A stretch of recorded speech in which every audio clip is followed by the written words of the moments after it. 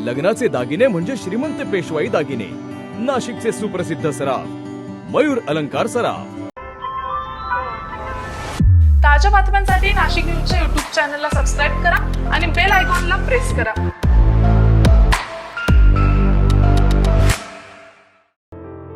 महिलांसोबतच पुरुषांवर होणाऱ्या अत्याचारांच्या घटनांमध्ये वाढ होत असल्याचा मुद्दा आज विधिमंडळात चर्चेत आलाय। पुरुषांनाही कायदेशीर संरक्षण मिळावं अशी मागणी करण्यात आली असून मुख्यमंत्री यांनी या संदर्भात केंद्र सरकारकडे प्रस्ताव पाठवणार असल्याचं सांगितलंय। या चर्चेदरम्यान केवळ महिलाच नव्हे तर पुरुष देखील अन्यायाचे बळी ठरत असल्याचं मत सदस्यांनी मांडलंय। त्यामुळे पुरुषांच्या हक्कांसाठी स्वतंत्र कायदेशीर तरतुदींची गरज असल्याचंही अधोरेखित करण्यात आलंय। महाराष्ट्राच्या विधानसभेमध्ये तडफदार नेते जितेंद्र आव्हाड आणि भास्कर जाधव यांनी एक नवीन प्रस्ताव मांडलेला आहे की महिलांकडून देखील पुरुषांवर अत्याचार होत आहेत, या संदर्भात देखील कायद्यामध्ये काहीतरी प्रोविजन असायला हवी, पुरुषांना न्याय मिळायला हवा। ज्या महिला पुरुषांवर अन्याय करतात, अत्याचार करतात, त्यांच्याकरता कायदा बनायला हवा, ही मागणी खूप रास्त आहे। त्या मागणीला आमच्या पुरुष हक्क संरक्षण समितीतर्फे पाठिंबा आहे।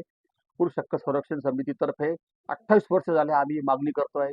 राष्ट्रीय महिला आयोग आहे तसा पुरुष आयोग अशी मागणी केलेली आहे आणि राज्याच्या पार्लमेंटमध्ये हा विधेयक मांडलेला आहे आणि याला खूप रिस्पॉन्स मिळत आहे। भारतभर अनेक पुरुषांवर अन्याय होते, अत्याचार आहे। रोज 213 पुरुष आत्महत्या करीत आहे। हे खूप विदारक चित्र आहे।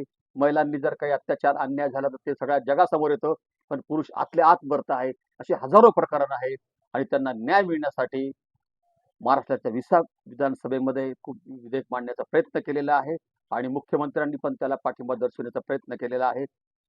पुरुष हक्क संरक्षण समितीची आमची मागणी आहे की पुरुषांनाही न्याय मिळावा, त्यांच्यावरही अन्याय अत्याचार होतो। नुसती महिलांची बाजू घेताना दुसरी बाजू आपण प्रामाणिकपणे ऐकून घ्यावी। धन्यवाद। ओके ना। मुख्यमंत्र्यांच्या या निर्णयाचे पुरुष हक्क संरक्षण समितीकडून स्वागत करण्यात आलंय।